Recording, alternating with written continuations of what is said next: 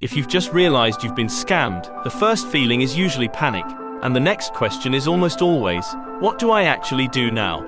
At HonestGuardPrime, the process starts with a straightforward conversation. We listen to what happened, ask a few key questions, and get a clear picture of the situation. What kind of scam it was, what information exists, and what's realistically possible from here. From there, the focus shifts to documentation.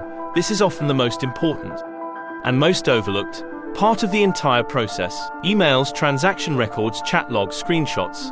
The more organized this information is, the clearer the path forward becomes. Next comes advocacy. Depending on the case, that might mean helping a client communicate clearly with their bank, a payment processor, or a relevant regulator, and making sure nothing important gets lost in translation along the way. We're upfront about timelines too. Recovery cases can move at very different speeds depending on the scam type, the institutions involved, and how quickly things were reported. We won't tell you it'll be instant, because for almost no one is it. Throughout the process, communication stays consistent. You're not left wondering what's happening. You get updates, honest assessments, and a clear sense of where things stand at every stage.